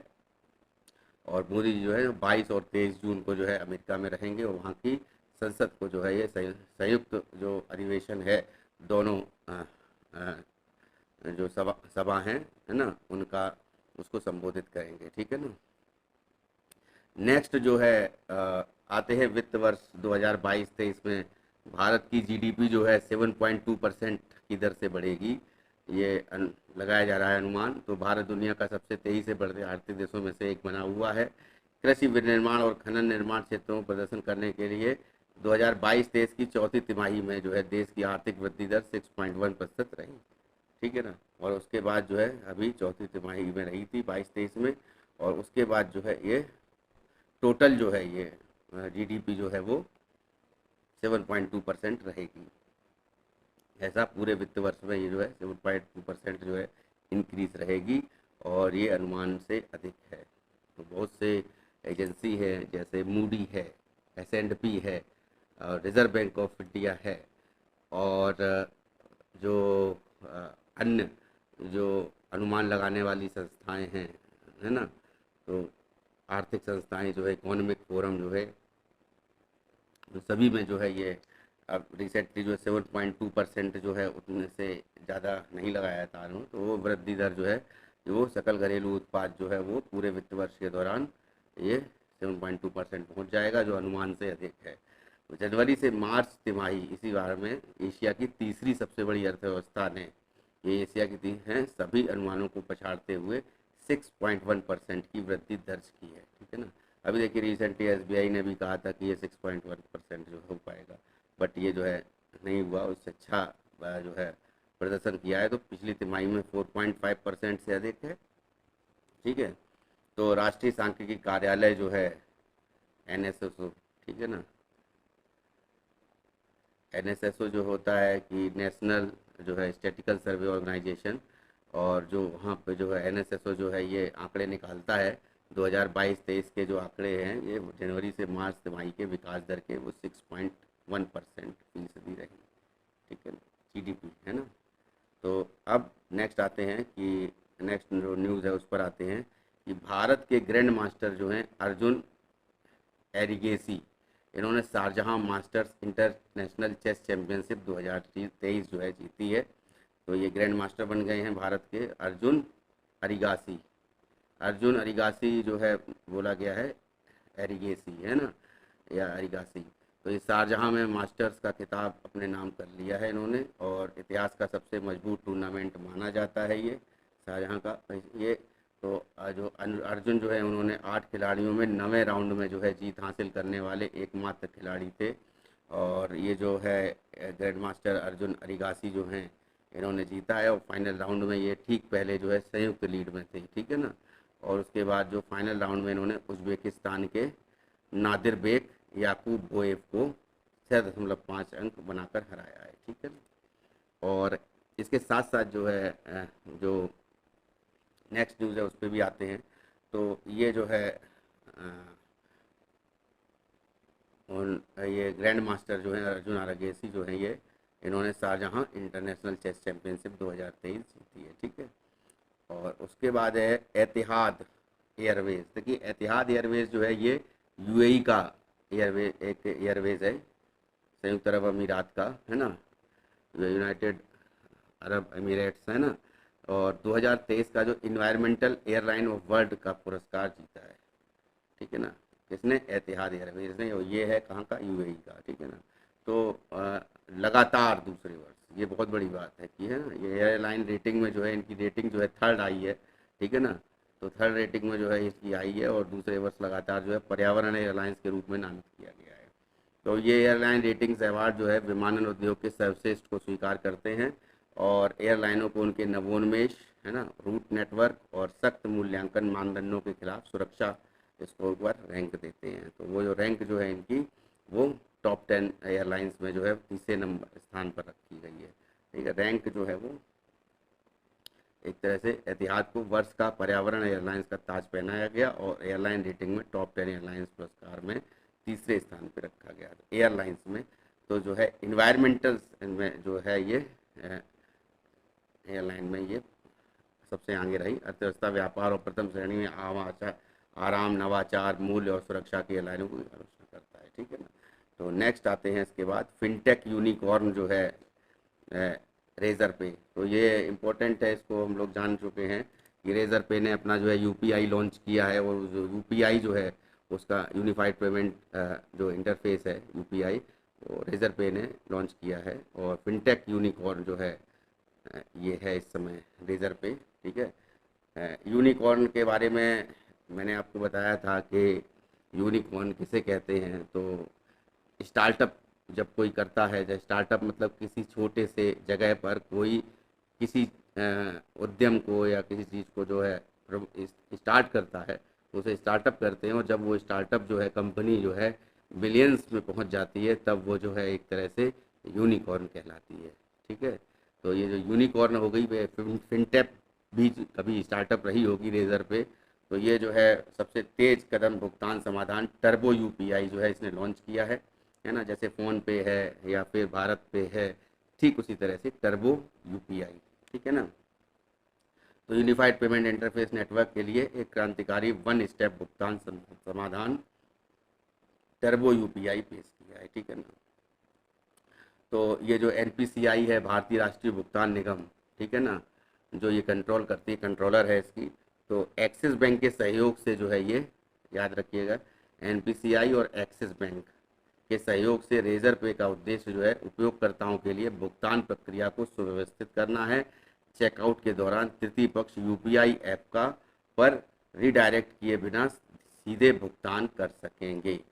यानी रेजर पे अगर आपको भुगतान करना है तो अगर आपके पास जो है यूपीआई इंस्टॉल कीजिए, जो ये यूपीआई है और इनका टर्बो यूपीआई, और उसको इंस्टॉल करने के बाद में उस टर्बो यूपीआई के द्वारा जो है आप जो है जैसे रेजर पे जो है द्वारा भुगतान होता है तो वो डायरेक्ट जो है थर्ड पार्टी से मतलब या फ़ोन पे है या गूगल पे है या फिर पेटीएम है, तो ये जो है भारत पे है, इन सभी से ना होकर के डायरेक्ट जो है आप जो टर्बो यूपीआई के माध्यम से वो डायरेक्ट जो है कर सकेंगे, ठीक है ना। और टर्बो यूपीआई जो है तो परेशानी मुक्त भुगतान वो प्रदान करता है और चेकआउट प्रक्रिया के दौरान कई ऐप्स के बीच स्विच करने की आवश्यकता समाप्त हो जाती है, ठीक है ना। तो जो ऐप्स के बीच में स्विचिंग करते हैं वो नहीं होती। अब आते हैं नेक्स्ट न्यूज़ पर। चमन लाल ब्रिटेन के बर्मिंघम में भारतीय मूल के पहले लॉर्ड मेयर बने हैं। तो चमन लाल जो है ये ब्रिटिश सिख हैं, रविदासी समुदाय से आते हैं और रविदासिया समुदाय से आते हैं, है ना। एससी कम्युनिटी बोली जाती है ये। सबसे ज़्यादा परसेंटेज ऑफ एससी जो है इस समय इंडिया में वो कहाँ पर हैं? वो पंजाब में है, ठीक है ना, परसेंटेज वाइज, जनसंख्या वाइज उत्तर प्रदेश में। ठीक उसी तरह से जो एसटी हैं वो परसेंटेज वाइज जो कहाँ पर हैं, वो परसेंटेज वाइज जो है मिजोरम में और अगर देखा जाए अगर जनसंख्या वाइज तो वो मध्य प्रदेश में, ठीक है। तो चमन लाल जो है ये का जन्म जो है ब्रिटेन के जाने माने, ब्रिटेन जाने से पहले होशियारपुर जो है ये पड़ता है ना, होशियारपुर में पखोवाल गांव में हुआ था इनका, और वहाँ पर पार्षद चुने जाते थे ये। और पहली बार जो ये लेबर पार्टी के राजनेता के रूप में जो है बाद में ब्रिटेन चले गए, तो ब्रिटेन में 1994 में पार्षद चुने गए थे, ठीक है। और हाल ही में जो है स्थानीय चुनाव में सोहो और ज्वेलरी वाटर वार्ड के लिए फिर से पार्षद चुने गए थे, ठीक है वहाँ पर। तो पिछले सप्ताह एक समारोह में भाषण में कहा था उन्होंने कि भारत में पैदा हुए एक सैन्य अधिकारी के बेटे के रूप में लॉर्ड मेयर चुना जाना मेरे लिए और मेरे परिवार के लिए जो है गर्व का क्षण है। तो चमन लाल जो है याद रखिएगा, ये भारतीय मूल के पहले लॉर्ड मेयर बने हैं, कहाँ पे, बर्मिंघम में, ठीक है ना, ब्रिटेन में। उसके बाद आते हैं फाओ की खाद्य सुरक्षा हंगर हॉटस्पॉट तीव्र खाद्य असुरक्षा पर प्रारंभिक चेतावनी रिपोर्ट जारी करती है। देखिए क्या है, फाओ जो है, जो वर्ल्ड में जो फूड एंड एग्रीकल्चर ऑर्गेनाइजेशन है फाओ, है ना, उसका मुख्यालय जो है वो रोम में है, इटली में, ठीक है। अब फाओ जो है क्या करता है कि फाओ जितने भी एग्रीकल्चर जो रेटिंग्स हैं, जैसे किसी भी चीज़ में जो है, ऐसे देख लिया जाए फूड में, जैसे मान लीजिए कि हमको देखना है कि किसी सब्जी में या किसी फूड में किसी चीज़ में रैंकिंग देखनी है, तो वो फाओ जो है ये रैंकिंग देता है कृषि क्षेत्र की, ठीक है। तो जैसे गेहूं का उत्पादन जो है उस पर रैंकिंग देखनी है कि फर्स्ट वर्ल्ड में जो है फर्स्ट नंबर पे कौन रहा, सेकंड नंबर पे कौन रहा, तो वो सारी जो है ये फाओ देखता है, ठीक है ना। तो फाओ का जो FAO है ना, तो ये जो है इन्होंने खाद्य सुरक्षा को लेकर के ये हंगर हॉट स्पॉट बोला। हॉट स्पॉट का मतलब ये है कि जैसे अल नीनो और ला नीनो की धारा है, तो अल नीनो की धारा है उसके प्रभाव से जो है यहाँ के मानसून में परिवर्तन, और दूसरा चीज़ है गर्मी, यहाँ पर जो है बहुत अधिक जो है गर्म हवा चल रही है, जिसके कारण जो है खाद्य असुरक्षा पैदा हो सकती है, लोग घरों से बाहर नहीं निकलेंगे, और तो फिर जो है और वहाँ पर जो है गरीबी जो है इम्प्रूव कर सकती है। तो संयुक्त राष्ट्र की एक संस्था है ये, तो प्रारंभिक चेतावनी रिपोर्ट एक आई है, तो उसमें इन्होंने कहा है कि भारत के पड़ोसी देश पाकिस्तान, अफगानिस्तान और म्यांमार दुनिया के भुखमरी के केंद्रों में से एक है, और जो दुनिया के कई हिस्सों में बढ़ती खाद्य असुरक्षा की चेतावनी है। तो हम लोग ये देख भी रहे हैं कि पाकिस्तान का इस समय पाकिस्तान में दिक्कत चल रही है, इकोनॉमिक क्राइसिस है, और अफगानिस्तान और म्यांमार का भी नाम लिया है। तो गहराते आर्थिक झटकों के निम्न व मध्यम आय वाले देशों में को संकट में ढकेला जारी रखा है, और एक संभावित अल नीनो, है ना, जलवायु घटना दुनिया भर के कमजोर देशों में जलवायु चरम सीमा की आशंका बढ़ा रही है और भुखमरी भी बढ़ा रही है, ठीक है ना। तो ये इम्पोर्टेंट है। तो ये जो है कहाँ से रिपोर्ट आई है, ये FAO की रिपोर्ट है, ठीक है। अब आते हैं नेक्स्ट पे। तो वो नेक्स्ट जो है हमारी न्यूज़ है शशि थरूर को लेकर के। तो शशि थरूर ने एक किताब जो है डॉक्टर विजय दरड़ा की किताब है। विजय दरड़ा जो है ये कांग्रेस के सांसद रहे हैं, और ये जो है रिंग साइड जो है इन्होंने किताब लिखी है। और इसमें क्या है कि बेसिकली जो भी एडिटोरियल्स लिखते थे या जो भी ब्लॉग्स लिखते थे उस सबको जो है उसमें शामिल किया गया है। तो प्रसिद्ध लेखक एवं कांग्रेस सांसद जो है शशि थरूर, डॉक्टर शशि थरूर। तो डॉक्टर शशि थरूर केरल से आते हैं। तो ये लोकमत मीडिया के समूह के संपादकीय बोर्ड के अध्यक्ष है और पूर्व सांसद ये डॉक्टर विजय दरड़ा, ठीक है ना, लोकमत के, उनके द्वारा लिखित पुस्तक रिंग साइड का विमोचन किया है। यह पुस्तक दरदा के दरदा कहे या दरड़ा कहे के साप्ताहिक से लेखों में मनोरम संकलन है। 2011 से 16 के बीच लोकमत मीडिया समूह के समाचार पत्रों और देश के अन्य प्रमुख राष्ट्रीय और क्षेत्रीय दैनिकों में प्रकाशित हुए जो भी इनके आर्टिकल्स हैं वो 2004 से लेकर 11 तक के लेख शामिल हैं, 2011 तक के। तो ये जो है उनके लेख जो है उसको लेकर के ये पुस्तक जो है रिंग साइड जो है इसका विमोचन किया है। तो नवीन कार्य के विकास घटनाओं को विषयों को एक विविध श्रेणी में आता है। रिंग साइड पाठकों को विज्ञान, पर्यावरण, अर्थव्यवस्था, देश नीति और राष्ट्रीय अंतर्राष्ट्रीय मामलों के बारे में ज्ञान प्रदान करता है, ठीक है ना। तो जो भी आर्टिकल्स उन्होंने उसका एक ये एक तरह से वो है संकलन है ना। तो ये लोकमत मीडिया समूह के संपादकीय बोर्ड के अध्यक्ष और पूर्व सांसद रहे थे डॉक्टर विजय दरड़ा, ठीक है।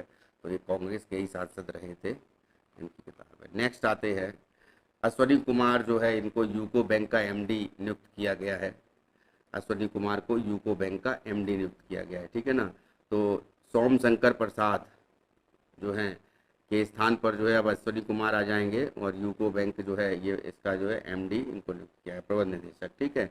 इंडियन बैंक के ये इससे पहले से है, वर्तमान में जो है ये इंडियन बैंक जो है इलाहाबाद बैंक जिसमें मर्ज हुई है, तो इंडियन बैंक के कार्यकारी निदेशक थे, और इससे पहले जो है उन्होंने पंजाब नेशनल बैंक के मुख्य महाप्रबंधक के रूप में कार्य किया था। और केंद्र सरकार ने अश्वनी कुमार को 3 साल के लिए यूको बैंक का में प्रबंध निदेशक और मुख्य कार्यकारी अधिकारी नियुक्त किया है, ठीक है ना। नियुक्ति जो है 1 जून 2023 से स्टार्ट होगी, और वो जो है या उसके बाद या पहले अगले आदेश तक जो है ये कार्यभार ग्रहण करने की तिथि तक प्रभावी रहेगी, ठीक है ना। चार्टेड अकाउंटेंट रहे हैं कुमार, ये है ना अश्वनी कुमार, और जो है ये 5 सार्वजनिक बैंकों में काम कर चुके हैं, ठीक है। जैसे बैंक ऑफ बड़ौदा है, corporation bank, oriental bank of commerce है, पंजाब नेशनल बैंक है और इंडियन बैंक है, इसमें विभिन्न कार्यालयों में ही कार्यरत रहे हैं अलग अलग जगह पर, ठीक है। तो उसके बाद जो है नेक्स्ट है कि भारत की जो राजकीय यात्रा पर आए थे अभी कंबोडिया के राजा, और कंबोडिया के राजा जो है ये पहली यात्रा थी उनकी, और इससे पहले जो इनके पिता जो है वो आए थे। तो कंबोडिया के राजा नोरोडोम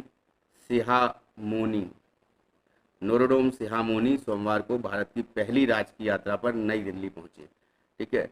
तो यह उनकी भारत और कंबोडिया के बीच की कूटनीतिक संबंध स्थापित होने की 70वीं सालगिरह के उपलक्ष्य में हो रही है।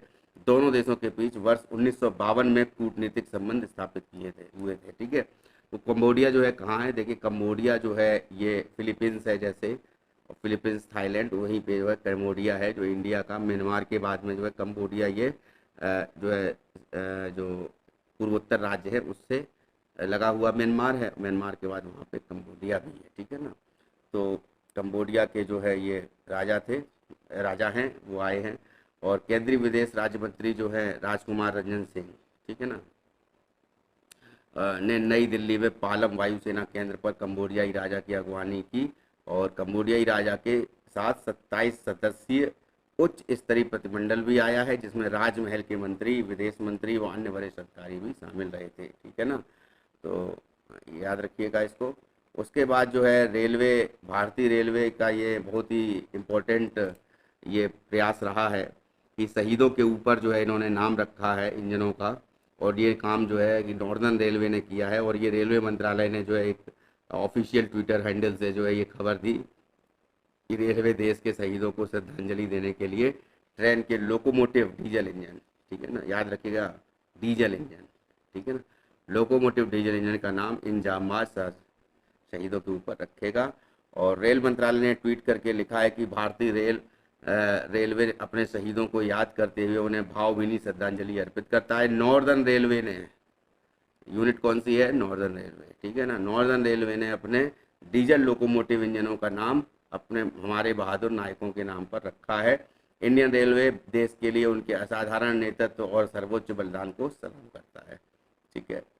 अब तो ये एक न्यू इम्पोर्टेंट न्यूज़ हो गई। उसके बाद आते हैं, बस थोड़ा सा ही है फिर ख़त्म करते हैं, कि जो केंद्रीय स्वास्थ्य और परिवार कल्याण मंत्री हैं डॉक्टर मनसुख मंडाविया, ठीक है ना, और अत्याधुनिक राष्ट्रीय प्रशिक्षण केंद्र का इन्होंने एक नया ट्रेनिंग सेंटर बनाया है, वो FSSAI का, ठीक है ना। FSSAI क्या है, ये नियामक संस्था है एक तरह से फूड की, जो क्वालिटी चेक्स करती है, ठीक है ना। तो जो भी फूड इंस्पेक्टर्स होते हैं वो FSSAI से के ऊपर जो है प्रतिबद्ध होते हैं। तो भारतीय खाद्य सुरक्षा और मानक प्राधिकरण है ये FSSAI, है ना। और ये जो है स्टैंडर्डाइजेशन ऑफ इंडिया है, जो ये इसके गाजियाबाद में जो है इसका उत्तर प्रदेश में ये लर्निंग ऐप भी जो है लॉन्च किया गया है FSSAI का। खाद्य सुरक्षा इस अवसर पर सर्टिफिकेशन FOSTAC भी लॉन्च किया गया, ठीक है ना। तो ये कहाँ पर लॉन्च किया गया है, जो ट्रेनिंग सेंटर है FSSAI का, गाजियाबाद में। दूसरा चीज़ क्या है खास, कि इसके साथ साथ ऐप भी लॉन्च किया है, लर्निंग ऐप जो है एक तरह से लर्निंग ऐप खाद्य सुरक्षा को लेकर के, इंडियन जो फूड से सेफ्टी को लेकर के, है ना, एक सर्टिफिकेशन जो है भी लॉन्च किया गया है। ठीक है, उसके बाद जो है नेक्स्ट है कि अभी हाल ही में जो है कि ये घोषणा हुई थी, महाराष्ट्र सरकार ने जो है ये एक नाथ शिंदे हैं जो वहाँ के मुख्यमंत्री, महाराष्ट्र के अहमदनगर जिला जो है उसका नाम बदलने की घोषणा की थी, और अहिल्याबाई होलकर के नाम पर जो है ये रखा जाएगा इसका नाम। ठीक है ना, अहिल्याबाई होलकर का नाम जो है ये रखा जाएगा। और 31 मई को जो है ये अहिल्याबाई होलकर की जयंती थी, और इस मौके पर सीएम शिंदे ने जिले का नाम बदलने की घोषणा की थी। एक चीज़ और बता दूं, अहिल्याबाई होलकर जो है ये इंदौर सिटी जो है एमपी का, वहाँ से ये होलकर बिलोंग करते थे। ठीक है ना, तो अहिल्याबाई होलकर जो है ये अहमदनगर ज़िले जो है का नाम बदल रखा है, तो वहाँ पर जो है अहमदनगर में भी ये जो है किया गया है। ठीक है, उसके बाद जो है इम्पोर्टेंट है कि महिलाओं को सशक्तिकरण देने के लिए महाराष्ट्र कैबिनेट ने जो है स्वतंत्रता के अमृत महोत्सव पर एक लिंग समावेशी पर्यटन नीति जो है मंजूरी दी है, और ये राज्य विकास निगम कुछ पर्यटन स्थलों सभी संबंधित योजनाओं में महिला बाइक टैक्सी जो है, अब ये महिला बाइक टैक्सी जो है ये वहाँ पर सेवा शुरू करी गई है। ठीक है ना, कहाँ पर, ये महिला सशक्तिकरण को लेकर के महाराष्ट्र में। ठीक है, फिर है नेक्स्ट जो है जो, और ये जो अंतिम हमारी न्यूज़ है आज की, कि एडिनबर्ग यूनिवर्सिटी जो है यूके की, ठीक है ना, तो यूके में जो भारतीय वाणिज्य दूतावास है, ठीक है, और एडिनबर्ग यूनिवर्सिटी ने हिंदी भाषा में पहला ओपन एक्सेस कोर्स बनाने का सहयोग के लिए सहयोग दिया है। तो एडिनबर्ग यूनिवर्सिटी में जो है ये ओपन एक्सेस कोर्स जो है हिंदी को सिखाने के लिए जो है वहाँ पर ये नया कोर्स जो है डेवलप किया है। अनुवादकों की मदद से एडिनबर्ग क्लाइमेट चेंज इंस्टीट्यूट और भारत सरकार की साझेदारी में विकसित जलवायु समाधान नामक एक पाठ्यक्रम चलाया गया। और ये जो जलवायु समाधान पाठ्यक्रम जो था वो किस में था, हिंदी में। ठीक है ना, तो ये पहला ओपन एक्सेस कोर्स जो है ये हिंदी भाषा में जो है ये बनाने के लिए सहयोग किया था एडिनबर्ग विश्वविद्यालय ने और यूके में भारतीय वाणिज्य दूतावास ने। तो अभी हम लोगों ने जो है 1 और 2 तारीख की करंट अफेयर्स इस वीडियो में डिस्कस करी, और जो नेक्स्ट वीडियो है वो 3 तारीख की करंट अफेयर्स को लेकर के वो डेली अब आपको जो है मिलता रहेगा। और साथ में जो है जो इम्पोर्टेंट बात ये है कि साथ साथ जो है आपको जो ऐप है, ऐप के माध्यम से जो है डेली के करंट अफेयर्स की जो एमसीक्यू सीरीज़ है वो भी जो है आपको ऐप के माध्यम से दी जाएगी। तो जब आप जो है ऐप खोलेंगे तो वहाँ पे जो है टेस्ट सीरीज़ के नाम से, तो करंट अफेयर्स की जो टेस्ट सीरीज़ है उसमें जो है अभी मई की हमने बना दी थी, और उसके बाद जून की जो है ये 2 दिन की 1 दिन मिलेगी। तो टोटल जो है 15 टेस्ट सीरीज़ चलेंगी। एक दिन की हो सकता है न्यूज़ जो है 20 न्यूज़ नहीं हो पाए, तो 20 एक्चुअली में बेसिकली जो है 20 क्वेश्चन रहेंगे उसमें, और उसके लिए आप लोग जो है रजिस्टर कर दिया करिए। और इसमें कोई बहुत बड़ी बात नहीं है, आप लोग का ऐप है ये जीएस तैयारी ऐप, तो उसको जो है आप गूगल प्ले से डाउनलोड करिए। मैं बहुत बार बोल चुका हूँ, आपसे निवेदन भी कर चुका हूँ कि उसको डाउनलोड करें, और डाउनलोड करने के बाद वो आप ही की तैयारी के लिए है और आप ही लोगों के लिए बनाया गया है, और वो जो है आप ही को जो है मदद प्रदान करेगा। और साथ साथ में जो है जो भी कुछ कमियां होंगी वो आप हमको बताइए, तो हम भी जो है उसके लिए प्रयासरत रहेंगे। तो ये जो यूट्यूब चैनल है जीएस तैयारी, जिन लोगों ने अभी तक सब्सक्राइब नहीं किया है वो सब्सक्राइब कर लें। और हम वादा करते हैं आपसे कि आपको जो है बाहर से स्टडी मटेरियल लेने की आवश्यकता ही नहीं पड़ेगी, कि इतना जो है हम यहाँ पे इस यूट्यूब चैनल में और जो है हमारे ऐप के माध्यम से या अन्य जो रिसोर्सेज है जैसे टेलीग्राम चैनल है और व्हाट्सएप ग्रुप है उसके माध्यम से जो है आपको जो भी जानकारी होगी वो करंट अफेयर्स और सब्जेक्ट्स को लेकर के वो प्रदान की जाएगी। ठीक है, तो बहुत बहुत धन्यवाद इस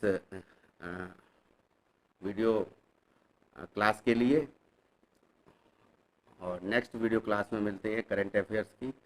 थैंक यू, है ना, आप लोगों ने धैर्य बनाए रखा। ठीक है, ऐप इंस्टॉल कर सकते हैं आप लोग, कर लीजिएगा ज़रूर, है ना। जीएस तैयारी का जो गूगल पे में प्ले स्टोर पे उपलब्ध है, और साथ साथ जो है वो जो भी वीडियोस जो हैं के माध्यम से जो मैं नॉलेज प्रोवाइड करता हूँ, या पॉडकास्ट के माध्यम से, या इंस्टाग्राम पर भी उपलब्ध हूँ, या फिर फेसबुक पर पेज है, उसके माध्यम से भी आप लोग ये जो है जो भी इंफॉर्मेशन है, नॉलेज है, वो पा सकते हैं। धन्यवाद।